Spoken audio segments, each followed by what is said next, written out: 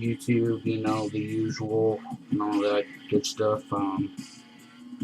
I have here this truck, and I have posted something about it already, but I will be showing you something about it because in the last video, I told you I would likely be taking it apart and attempting to build something better. But I've decided that for the time being, something better is not quite uh, in the cards because I want to make as many improvements as possible. So, one of the things that I've done as I begin to show you the differences is I've added a lot of visual features. If I turn this on and the headlights up, you can kind of see the interior, but I've already showed you that. What I want you to notice is this bar here in the center, which just kind of gives it that more realistic look, which is kind of the idea for the vehicle.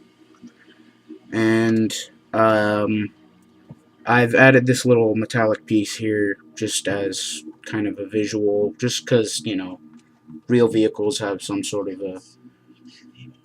of brand on them somewhere. Another thing that I've added is right here these tail lights and these flashers here, and these fold out, and they would then blink and flash, which would prevent any sort of vehicle from hitting it, really.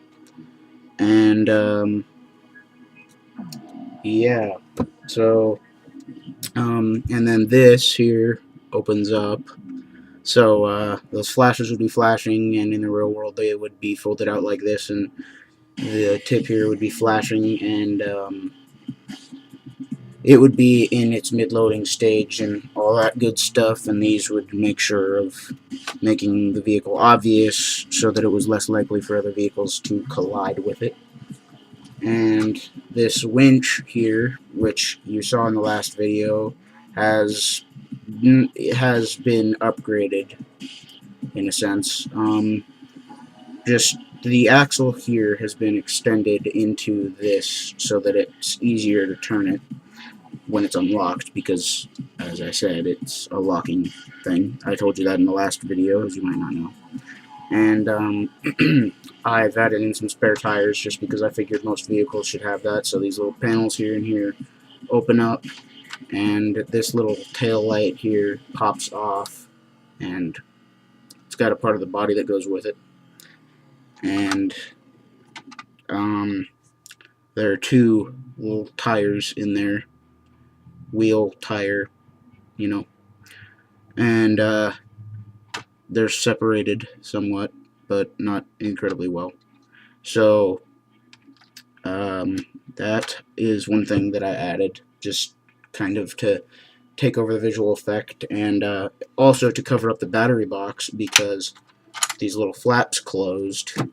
The battery box is slightly more covered and a little less obvious.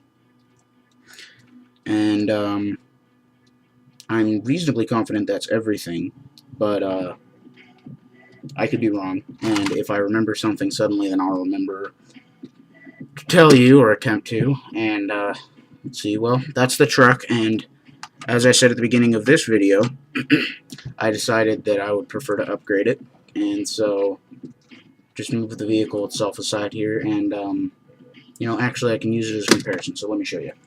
This here, I've created a gearbox. I built a gearbox so that the vehicle will run on an XL motor now, and it's 2-speed, not automatic, motorized. And I've built it, and it's in decent scale, reasonably small, but with lots of enforcements, so it's pretty much ready to be put in the vehicle.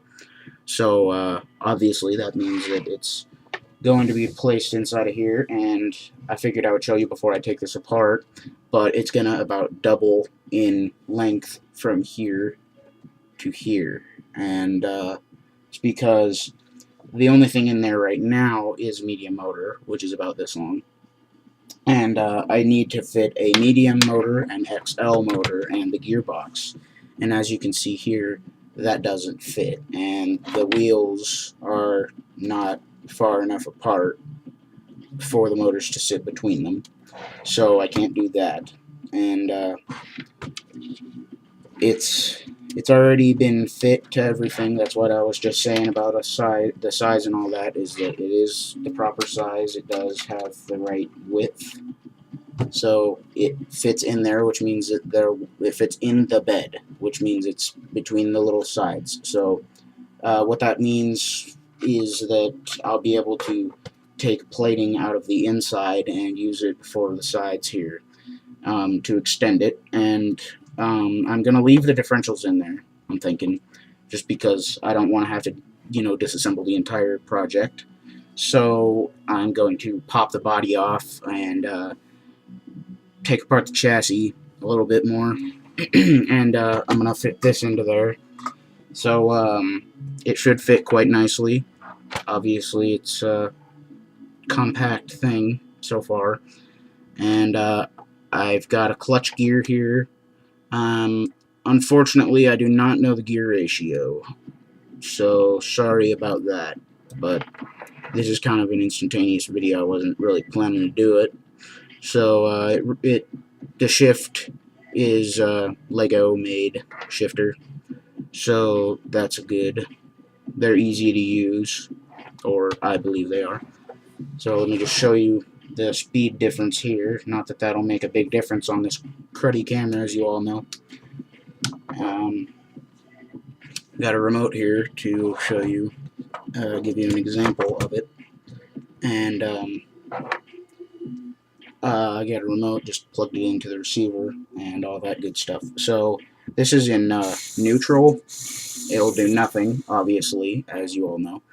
And then if I switch it into its low gear, which is this one right here, then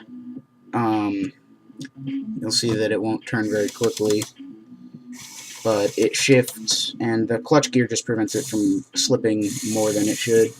So it looks fast, but it's about to get faster.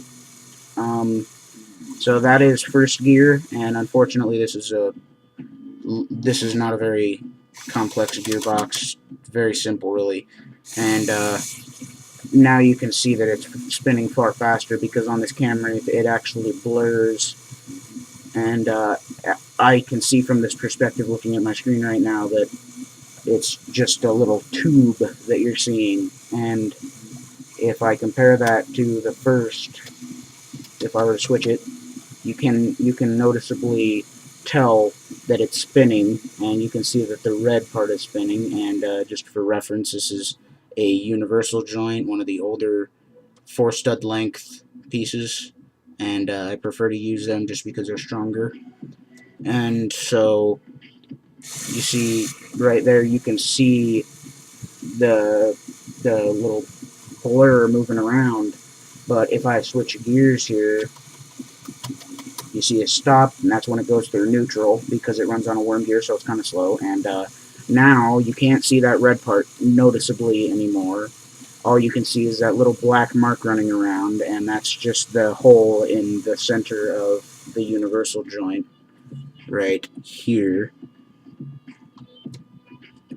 And it has a hole in one part of it, and I suppose you probably cannot see it from this perspective, but that's the only thing you see, because it's the little hole, that'll give you access to see the light, is that one little thing between the circle and the piece itself. And obviously it's far faster, and I prefer to go with the worm gear because it's more compact for me to use in this situation, because I didn't have as much space as I had expected to. So I had to knock it down a little bit, and I also didn't want it to be too fast, because if it were too fast, then I wouldn't really be able to control the gears successfully, and I want to be able to do that. So I guess really this video's purpose was just to show you what's gonna happen next in my career of building. And I guess it's not a career, it's a hobby, but nonetheless, it is important to me. So this is the gearbox. The universal joints won't be used in the driving wheel, so don't expect that. Because if you haven't seen the first video, then I will just show you right here. These side panels come off there, and just pull this and open it up like so. You can see the universal joints here in the drive. The only thing that is in this area is a single medium motor, and this universal joint here goes directly from that motor to another universal joint and then to a gear. So this new gearbox is going to fit inside of it somewhat like this. Just crappy comparison on this camera, but you know, it's smaller than the vehicle, so it will definitely fit in there just as soon as I lengthen it, because as I showed you earlier, this is far too long to fit in the current space available in the midsection. So I will be removing these plates likely, and I'm not sure if I'm going to make it just a caged back truck or if I'm just going to leave it, you know, industrial looking, or, you know, whatever. So I guess until I've completed it,